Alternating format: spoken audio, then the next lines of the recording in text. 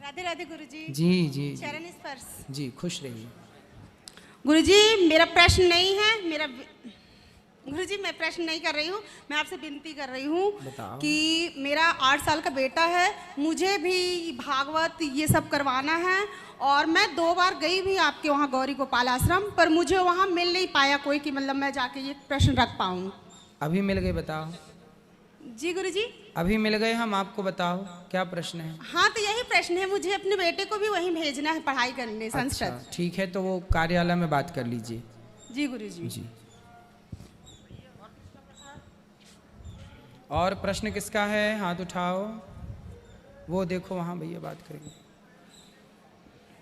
कोटि कोटि प्रणाम गुरुजी। जी। मैं वृंदावन भी गई थी आपसे, लेकिन प्रश्नोत्तरी के समय नहीं मिल पाई थी। बताओ। जी, मेरा प्रश्न ये है कि गुरु दीक्षा लेना है जैसे, तो कहते हैं गुरु जी के चरण घर पे नहीं स्पर्श न हो तो उन्हें पुण्य नहीं मिलता है। नहीं, पुण्य तो मिलता है। गुरु जी जो आज्ञा करते हैं, जो मंत्र देते हैं, देखो मूल है मंत्र। जी।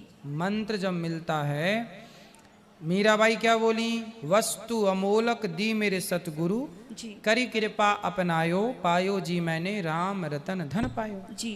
तो मेरे गुरु ने मुझे अनमोल वस्तु दी। जी।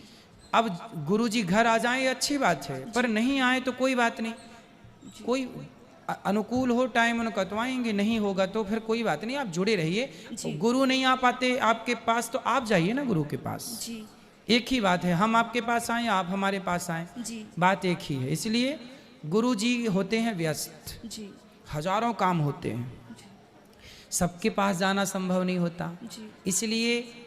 इसलिए कहते हैं ना, गुरु पूर्णिमा आए तो फिर गुरु जी से मिलने जाना चाहिए। साल में एक बार, जरूरी नहीं है गुरु पूर्णिमा, कभी भी साल में मिल आओ। जी। जब से मैंने आपकी भागवत सुनी, मैं आपके ही बिल्कुल वो हो गई हूँ।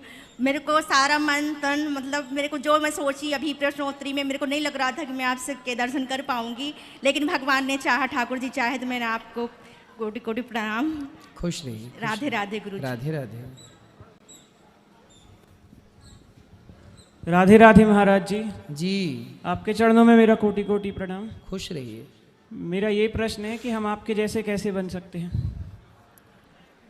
और अच्छी बनिए हमसे, हमारे जैसे क्यों बनना है, हमसे भी बहुत अच्छी बनिए। आप पहले आपके जैसे बन जाएं। तो आप बस बन जाएंगे, अभी भी तो आप अच्छे हैं, कौन से बुरे हैं। मेरा दूसरा प्रश्न ये है कि महाराज जी, जैसे अपन ने सुना है कि 4 युग होते हैं, सतयुग, त्रेता और कलयुग।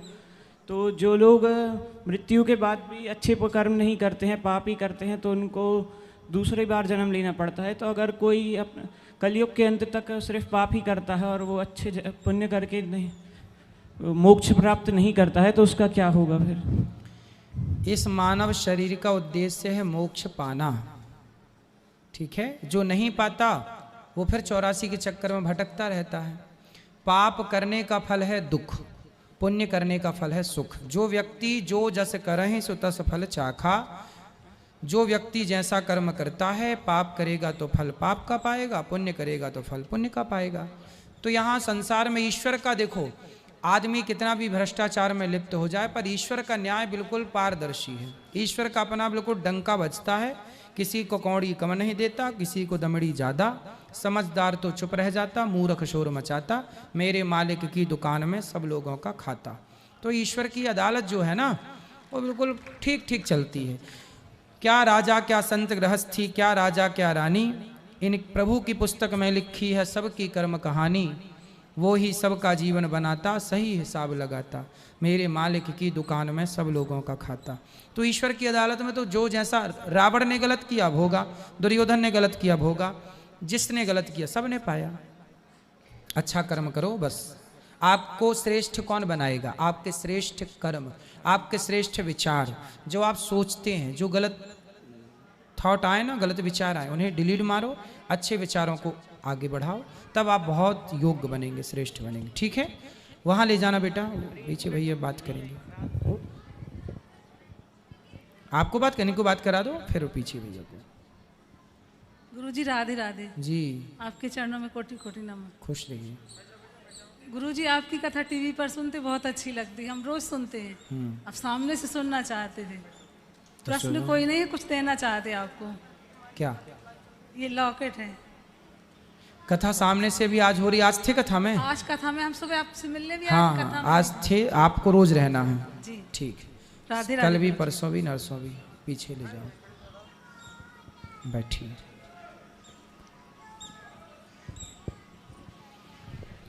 गुरुजी जय श्रीमन नारायण। जय श्रीमन नारायण। गुरुजी के चरणों में कोटि कोटि चरण वंदन। खुश रहिए। गुरुजी आपने बताया भी रिमझा स्कूल के लिए स्कूल बनवाना चाहते हैं, उसके लिए मैं एक गुल्लक लाया हूँ, वाह वो स्कूल के लिए देना चाहता हूँ। वाह, ये पहला दान है आपका स्कूल के लिए, तालियां बजाइए इनके लिए। ये गौरी गोपाल जो गुरुकुल यहाँ स्कूल बनेगा उसके लिए पहला सहयोग देखो इनका। जी गुरुजी मैं कटनी से हूँ, कटनी से। ये हमारी धर्मपत्नी है और ये हमारी बहू, वो हमारा पोता। हम आपके डेली सत्संग सुनते हैं, ऐसा कोई दिन नहीं है जो आपका सत्संग न सुने। सुबह 4 बजे भी नींद खुलती है तो आपका चैनल चलाते हैं इशारा, और एक 6 बजे चलता है दंगल 2 जी जी। और दोपहर में चलता है साधना। आपके इतने हम हो गए हैं कुछ कह नहीं सकते। खुश रहिए। अभी हम वृंदावन भी आए थे 2 सितंबर को, 2 सितंबर से 8 सितंबर वहीं रहे थे, दोनों आए थे, वहाँ पर प्रश्नोत्तरी में भाग लिया था। जी जी जी। जी और एक सवाल और है गुरुजी, आप बोलते हो भाई किसी का 1 रुपया भी खाओगे तो अगले जन्म में कुत्ता बनना पड़ेगा। बिल्कुल। जैसे हमारी इच्छा सही है, किसी का हम पैसा ले रहे हैं और उसको हम नहीं चुका पा रहे हैं तो उसका क्या फ़ायदा? चुकाने का पूरा प्रयास करिए, चुकाइए, क्यों नहीं चुकेगा? जी बिल्कुल चुकाइए। मरने की, देखो आप नहीं चुका पाए तो आपका बेटा चुकाए। नियम तो कहता है कि पिता का कर्जा पुत्र चुकाए, पिता नहीं चुका पाए तो पुत्र को चुका देना चाहिए, यही धर्म है। जी ऐसा सवाल आपका कोई? देखो ये कटनी से आ रहे हैं कथा सुनने, रोज आइएगा। बिल्कुल रोज आऊँगा गुरु, मैं तो आऊँगा रोज, पर और कोई आए ना आए। बिल्कुल सब आएंगे। गुरुजी राधे राधे। जी गुरुजी हम ऐसे पति से धन्य हैं, ये आपके बहुत अच्छे शिष्य बन चुके हैं जब से आपका सत्संग सुने हैं। जी। मुझे भी एक खुशी हुई है, मैं आपसे मिलने वृंदावन भी आई थी, फिर यहाँ भी लेके आए हैं और आपका सत्संग सुनने में अच्छा लग रहा है। खुश रहिए। राधे राधे। राधे राधे। थोड़ा और पीछे हो जाओ। हाँ राधे राधे मामा जी। राधे राधे।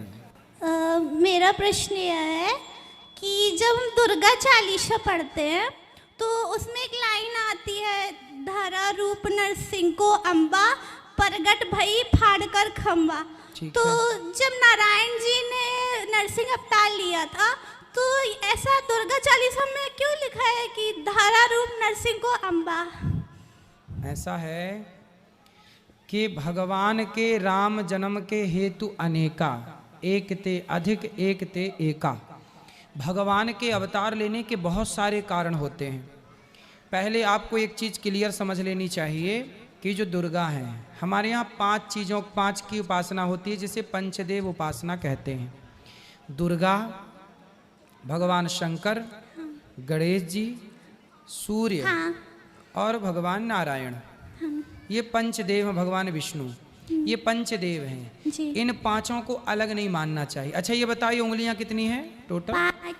5। लेकिन ये 5 उंगलियां एक ही हाथ में है ना? हाँ। मूल में हाथ कितने हैं? एक। ऊपर जाके कितनी हो गई? 5। उसी तरह मूल में भगवान एक हैं, पर वही भगवान कभी शक्ति बन के दुर्गा बन के प्रकट हो जाते हैं, वही कभी शिव बन के प्रकट हो जाते हैं। शिव पुराण पढ़ोगे तो शिव जी ने सृष्टि की, दुर्गा जी का आप देवी भागवत पढ़ोगे तो देवी जी ने सृष्टि की, गणेश पुराण पढ़ोगे तो गणेश जी से मिलेगी। तो कन्फ्यूज हो जाते हैं लोग कि भाई क्या सही है?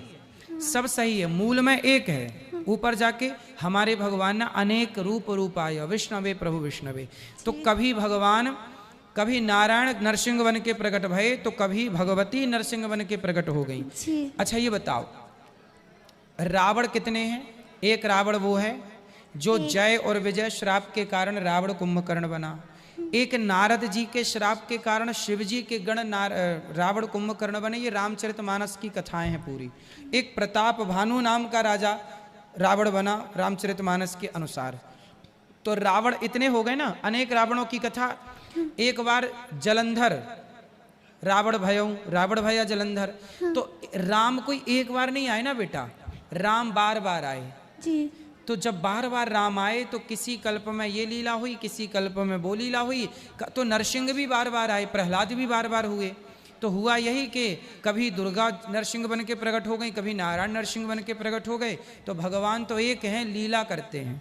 जैसे आप एक ही हो, लेकिन आपको आपके पिताजी बेटी कहते हैं, आपका भाई आपको बहन कहता है ना, आपके मामा जी आपको भांजी कहते हैं, तो आप तो एक ही हो ना, पर रिश्ते बदल जाने से आपके नाम स्वरूप बदल गए।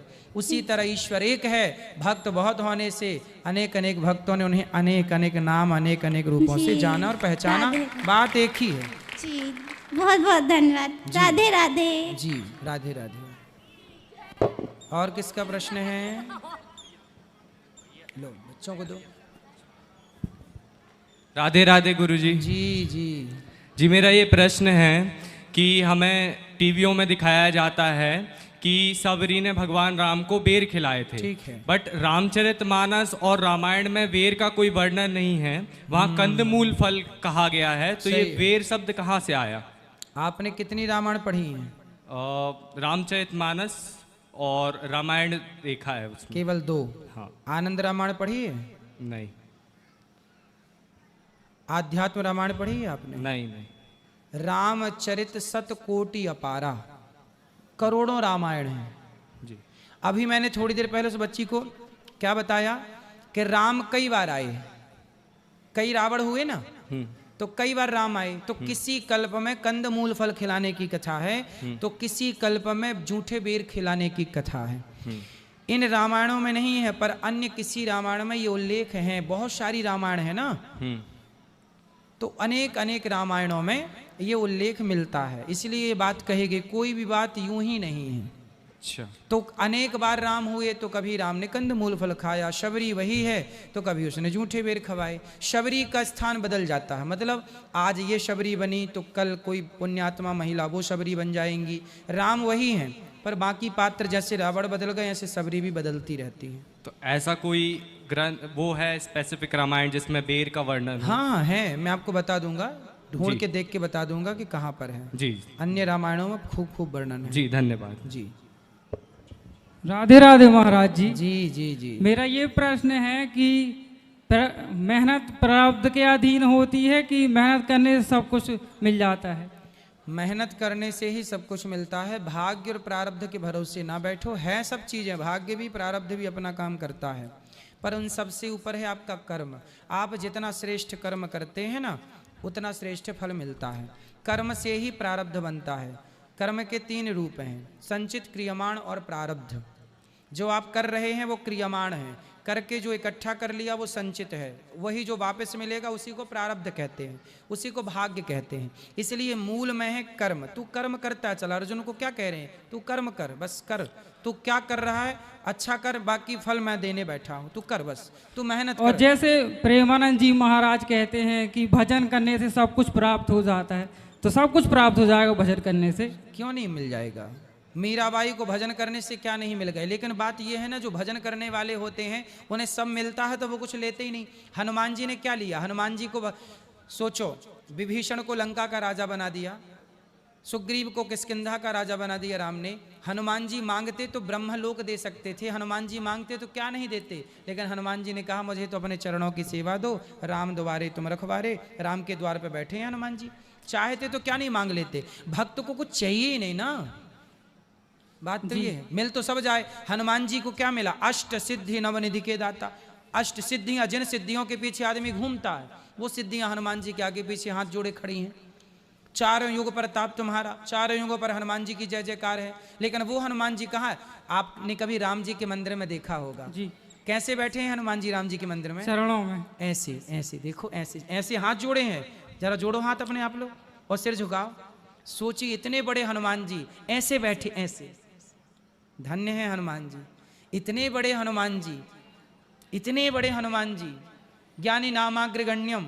वो हनुमान जी ऐसे इतने सरल कैसे हो सकता है कोई? महाराज जी मेरा एक और प्रश्न है। बात समझ में आई? जी समझ में आ गई। ठीक है। जैसे प्रेमानंद जी महाराज कहते हैं सिर्फ राधा राधा जपो, कृष्ण का नाम क्यों नहीं लेते हैं? बेटा कृष्ण भी कहते हैं, कृष्ण भी जपते हैं सब। आप लोग पूरी बात समझते नहीं ना, इसलिए अधूरा ज्ञान किसी काम का नहीं है।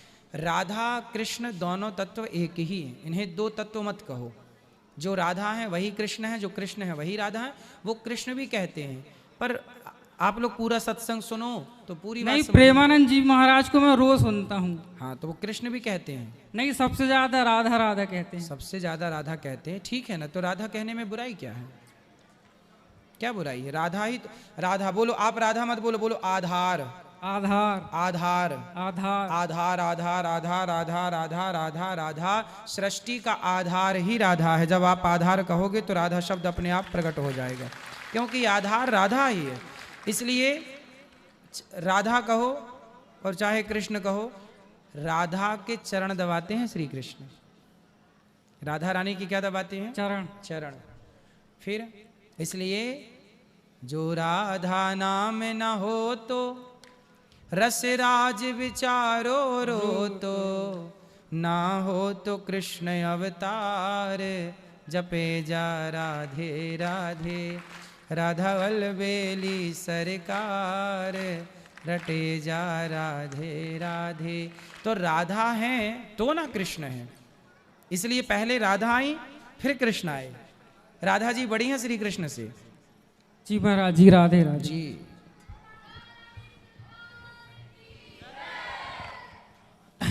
हमारे भैया डॉक्टर श्री अभिजीत बिश्नोई जी, अजय बिश्नोई जी के पुत्र हैं, जग्गी निवार जी, भूरा पाठक जी, आप सबका बहुत बहुत स्वागत है।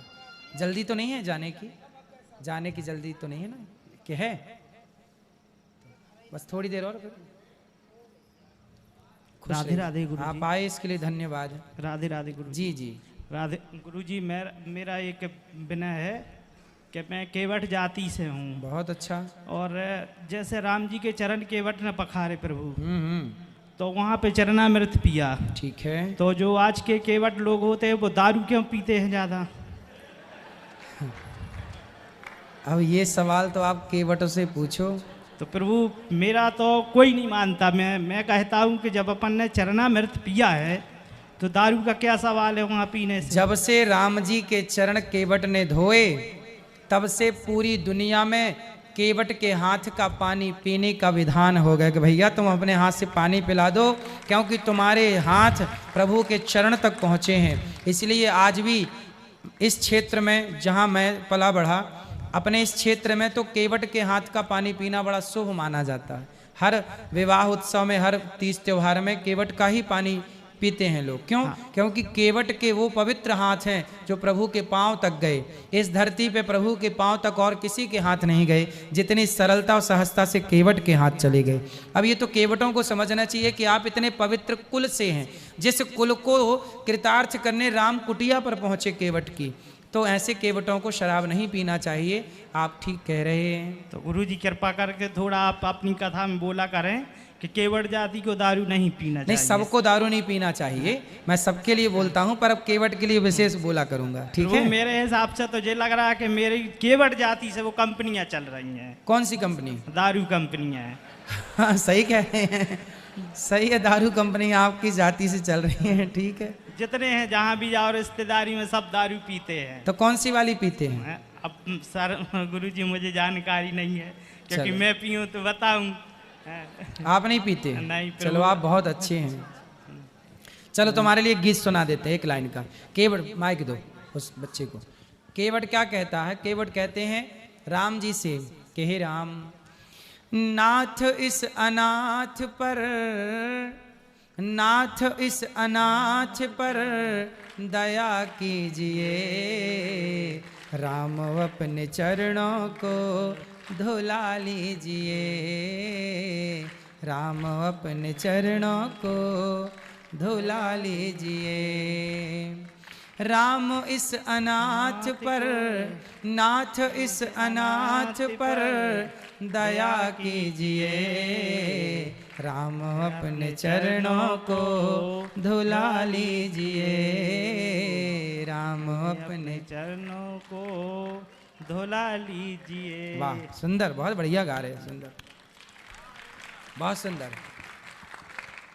अब केवटों के लिए हम बोला करेंगे, ठीक है, कि दारू ना पिया करें। राधे राधे गुरु जी। जी प्रणाम आपको। खुश रहिए। गुरु जी, एक प्रश्न है कि लौकिक संसार और अलौकिक संसार में अंतर क्या होता है? देखिए, अलौकिक अलौकिक संसार के बाद ना लौकिक संसार तो बिल्कुल फीका है। जैसे किसी को रबड़ी मिल जाए तो रबड़ी के आगे गुड़ फीका है, ऐसे ही है। एक अलौकिक दिव्यता मिल जाए दर्शन करने के लिए तो फिर कुछ भी अच्छा नहीं लगता। तो जैसे भगवान श्री कृष्ण ने अर्जुन को दिव्य चक्षु प्रदान कर दिए, दिव्य चक्षुओं से अपना विराट रूप दिखाया, उस विराट रूप को देखने के बाद फिर कुछ अच्छा थोड़ी लगता। जब ईश्वर को पा लिया, देख लिया, फिर क्या देखना है। तो उसके बाद तो फिर ये संसार फिर कुछ भी नहीं है, जीरो है। गुरु जी, जैसे अपने लौकिक संसार में विज्ञान से सब कुछ चल रहा है, जैसे विज्ञान होती है, तो ये ऐसा क्या? विज्ञान से सब कुछ नहीं चल रहा है। विज्ञान देखो एक नॉलेज है। जी जी। विज्ञान क्या है, साइंस क्या है, एक नॉलेज है। जी। विज्ञान से सब चल नहीं रहा है। जी जी। आज के 100 साल पहले जब कोई सैटेलाइट नहीं थी, 1950 में पहली सैटेलाइट छोड़ी गई। जी जी। उसके पहले तो कोई सैटेलाइट नहीं थी, कोई साइंस का नामो निशान नहीं था। फिर भी हमारे यहाँ यात्राएं थी, हमारे यहाँ सूर्य ग्रहण कब पड़ना है पता था, चंद्र ग्रहण कब पड़ना है पता था। तो साइंस वेदों का ही दूसरा नाम साइंस है। इसलिए आप ये कहो कि वेद ही विज्ञान है। बिल्कुल। सुपर साइंस जैसी कोई चीज है सर? सुपर साइंस है ना, सुपर साइंस मतलब सुपर नेचुरल वर्ल्ड में सुपर साइंस। देखो पहले ये समझो कि साइंस क्या है। जी। पानी में बिजली है, ये ज्ञान है। जी। पानी में बिजली है, ये क्या है, ज्ञान है। जी। पानी में बिजली है, ये क्या है, ज्ञान है। लेकिन पानी से बिजली हमने निकाल कर दिखा दी, ये विज्ञान है। विज्ञान है। तो ज्ञान था बस निकाल, भाई पानी में बिजली तो सदा से थी। जी जी। पर कोई आता है और वो ऐसे उपकरण बनाता है और पानी से बिजली को निकाल कर दिखा देता है। जी जी। थी तो सदा से ना, सदा से, बिल्कुल। बस यही है, ज्ञान तो था जी। पर ज्ञान को जिसने प्रत्यक्ष दिखा दिया, उस दिखाने का नाम विज्ञान है। ये विज्ञान है, इतना ही सा अंतर है। गुरुजी, मनुष्य प्रकृति से किस माध्यम से जुड़ सकता है? मनुष्य तो प्रकृति का ही एक हिस्सा है। जी जी। जैसे हम जुड़ना चाहते हैं, जैसे बहुत से अपने सिहोरा क्षेत्र में ही बहुत बड़े गुरु हुए हैं, सिद्ध पुरुष हुए हैं, उनने सिद्धियां अर्जित की हैं, तो किस माध्यम से उनने की है? देखिए, जो सिद्ध पुरुष होते हैं वो क्या करते हैं कि सबसे पहले अपनी एनर्जी को, देखो हमारी नाभि केंद्र बिंदु है। जी। हम सबकी जो नाभि है वो मध्य भाग है, केंद्र। मध्य प्रदेश क्या है शरीर का, नाभि। नाभि। इसलिए हमारे यहाँ कोई मध्य प्रदेश का है, हम पूरे भारत की नाभि है। जी। मध्य प्रदेश। जी। तो हमारे जो सेंटर पॉइंट है वो नाभि है। नाभि के नीचे जो एनर्जी जाती है उसे वासना कहते हैं। जैसे आप आज के लड़के क्या कर रहे हैं, लड़कियों को ताक रहे हैं। जी। क्या हो रहा है, इनकी पूरी एनर्जी नीचे की तरफ जा रही है। नीचे की तरफ मतलब पानी, वेस्ट। लेकिन यही एनर्जी जिस दिन इनकी ऊपर की तरफ चढ़ जाएगी, हृदय की ओर, तो जो नीचे एनर्जी चली गई वो वासना बन जाती है। जो एनर्जी ऊपर की तरफ आ गई वो उपासना बन जाती है। और वही उपासना आपको सबसे अलग करती है। जी। जिस दिन आप अपनी एनर्जी को नीचे की बजाय ऊपर खींचने लग गए, जी जी, अधिक आपने समाज को समय दिया, अधिक काम किया जनमानस के लिए, तो आप अलग ही चमकेंगे, अलग ही दिखेंगे। तो बस अपने संत लोग क्या करते हैं, अपने नीचे के द्वार को बंद करके अपनी एनर्जी को ऊपर लगाते हैं और वो सबसे अलग हो जाते हैं। जिन्हें और अधिक शक्ति आपने ऊपर लगी तो क्या होता है, फिर आप बहुत सारी चीजें जान जाते हैं, एक दिव्य ज्ञान को प्राप्त कर लेते हैं, जिस ज्ञान से ईश्वर को पाना सहज और सरल हो जाता है। अच्छा गुरुजी, भक्ति का भी कोई विज्ञान होता है क्या? क्या आदमी विज्ञान के माध्यम से ईश्वर को प्राप्त कर सकता है? देखो, विज्ञान के माध्यम से ईश्वर को प्राप्त करते तो इतनी सारी सैटेलाइट ऊपर गई हैं, स्पेस पे गई हैं, वो जाके बैकुंठ में रुक जाती जी, फिर वो सीधा बैकुंठ में ना जाती। पर बैकुंठ में नहीं, वो गुरुत्वाकर्षण के ऊपर जाके रुकी हैं, जहां से नीचे नहीं आ सकती वो एक स्थित स्थान पर रुकी हैं। तो इसका मतलब है कि बड़े बड़े वैज्ञानिक, एक बार मैंने किसी बहुत बड़ी बात पढ़ी एक ग्रंथ में, एक छोटी सी बात मैं पढ़ता रहता हूँ तो मुझे मिल गई जी।